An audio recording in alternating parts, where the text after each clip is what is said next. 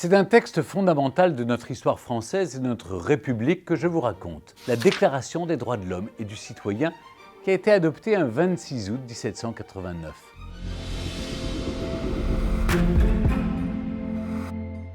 Nous sommes donc le mercredi 26 août 1789 dans l'hôtel dit des Menus Plaisirs, à quelques centaines de mètres seulement du château de Versailles. Jusqu'il y a 3 mois à peine, le bâtiment servait encore essentiellement à entreposer des décors, du mobilier et autres accessoires utiles aux réjouissances du palais, mais il est devenu désormais, par la force des choses, le cœur d'un élan qui a fait pâlir les fastes et les ors de Versailles, puisque c'est ici que la Révolution française a commencé. C'est dans ce lieu que sont convoqués 1200 hommes. Leur objectif ?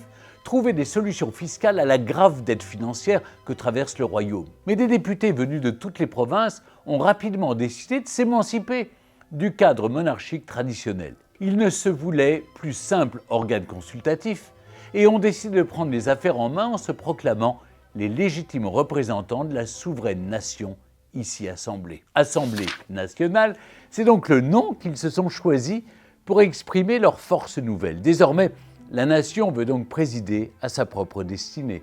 L'Assemblée doit édifier un nouveau régime et encadrer par une constitution les formes qu'il prendra. Ce n'est pas un article de loi, ni celui d'une constitution, c'est autre chose, une sorte de préambule qui pose et affirme les grands principes de la nation, devra ensuite défendre et protéger. En l'occurrence, il s'agit de reconnaître que la propriété est un droit inviolable et sacré dont nul ne peut être privé. La célèbre locution est adoptée. Les hommes naissent et demeurent libres et égaux en droit. Ce 26 août 1789 est donc voté par l'Assemblée nationale le 17e et dernier article d'un texte voué à une longue postérité. Ainsi, Lafayette propose-t-il divers articles, dont le premier « La nature a fait les hommes libres et égaux » rappelle autant celui que nous connaissons que les termes évoqués dans le préambule de la Déclaration d'indépendance des États-Unis d'Amérique de 1776, pays où Lafayette a justement combattu en tant qu'officier français soutenant la lutte victorieuse des 13 colonies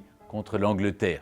C'est que de l'Europe à l'Amérique, l'époque est au désir d'émancipation. Jugez plutôt, au XVIIIe siècle, les esprits des Lumières, de Voltaire à Rousseau et Montesquieu, à la suite de John Locke, notamment pour les Britanniques, théorisent la séparation des pouvoirs, la nécessité absolue du contrat social et de certaines libertés individuelles. Des penseurs qui ont nourri les révolutionnaires américains, ayant eux-mêmes inspiré certains des députés français.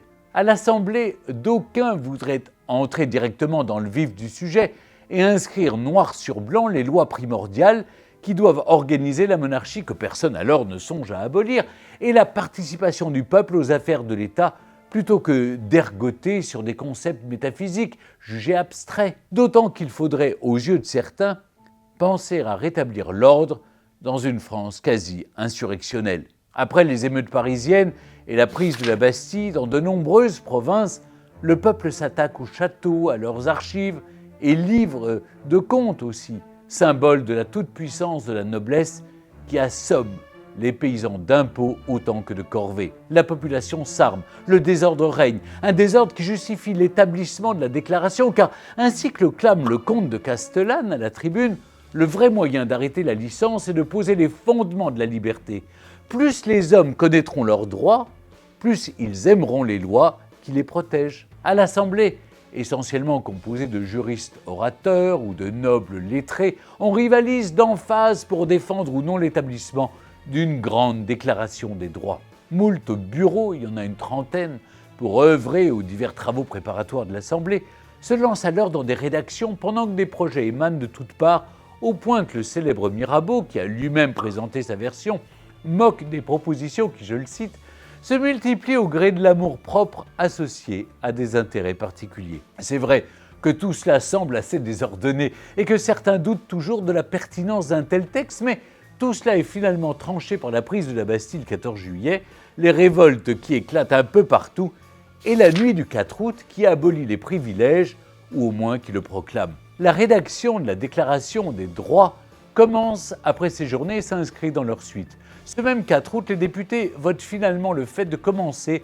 par les grands principes avant de rédiger la Constitution. La séance est suspendue pour le dîner Puis, à la reprise du soir, tout s'emballe. À la suite d'un cours réalisé par le groupe des réformateurs roturiers et nobles, et face au récit inquiétant des troubles populaires, le libéral vicomte de Noailles, qui participe aux échanges, propose d'abolir les privilèges. Dans une étrange émulation, les nobles, bourgeois et ecclésiastiques rivalisent d'audace pour demander l'abrogation qui de la justice seigneuriale, qui des corvées, des banalités, des droits de chasse, avantages ecclésiastiques, vénalité des offices et j'en passe, tous les débris, pour reprendre le terme du député Jacques-Edmé Cotin, du régime féodal, inégalitaire par essence, tout cela s'évapore. Et la Déclaration des droits de l'homme et du citoyen, dont le titre avait été officiellement arrêté l'après-midi même, sera autant la fossoyeuse du monde d'avant que le socle du monde d'après. Le lendemain, 27 août, le président Clermont-Tonnerre, qui ouvre la séance,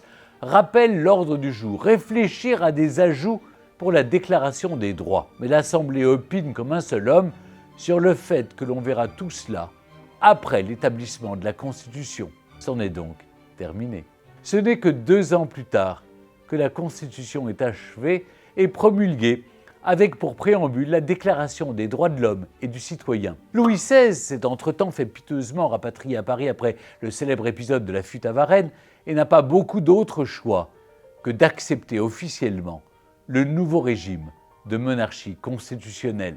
Nous sommes le 13 septembre 1791 et le lendemain, une certaine Olympe de Gouges fait envoyer à l'Assemblée et à la reine Marie-Antoinette un livret contenant la bien nommée Déclaration des droits de la femme et de la citoyenne, qui pastige volontairement évidemment l'original pour dénoncer le mépris envers la moitié de l'humanité. Le texte, désormais célèbre, suscite globalement quelques railleries, même si certains députés minoritaires défendent aussi les droits des femmes, puis finit au panier pendant qu'on se gargarise à l'Assemblée de ce travail fondateur, à l'image d'Antoine-Joseph d'André qui, moyennement inspiré, assure en séance que la Constitution sera, je cite, « sans doute aussi durable que la Déclaration des droits d'où elle dérive. Pour la Constitution, ce sera raté. » D'ailleurs, si vous voulez écouter une super interview sur Olympe de Gouges avec Cécile Berly, vous cliquez là, en barre d'infos. Moins d'1 an après l'installation d'une monarchie constitutionnelle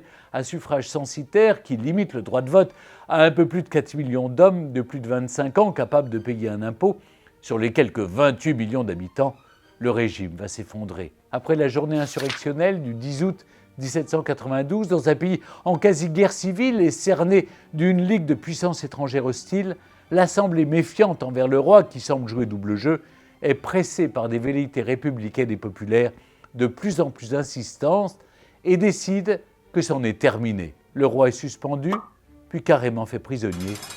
La monarchie s'écroule et c'est un régime républicain qui va naître. Il faut une nouvelle constitution et avec elle une nouvelle déclaration des droits. L'Assemblée, désormais nommée Convention nationale, s'ouvre à diverses propositions et commissions avant que n'émerge un texte de déclaration des droits de l'homme et du citoyen plus touffu que celui de 1789. Celui-ci compte 35 articles. Le premier affirme que, je cite, « le but de la société est le bonheur commun », puis les suivants déroulent les droits fondamentaux des hommes égaux par nature et devant la loi. Mais le texte va plus loin. Il affirme que les citoyens ont droit au secours et à l'aide à la subsistance autant qu'à l'instruction. Il s'agit en réalité d'un texte bien plus programmatique dans les droits sociaux et aussi plus véhément quant à la résistance à toute forme d'oppression. L'article 27 exige par exemple que tout individu qui usurperait la souveraineté soit à l'instant mis à mort par les hommes libres. Et le dernier article, fameux, déclare « Quand le gouvernement viole les droits du peuple, l'insurrection est pour le peuple et pour chaque portion du peuple le plus sacré des droits et le plus indispensable des devoirs. » Mais faut-il rappeler que ce droit est de fait inapplicable? Et je vous explique pourquoi et bien d'autres choses dans Au cœur de l'histoire, tous les jours de 15h à 16h sur Europe 1 et en podcast sur toutes les plateformes de téléchargement légal.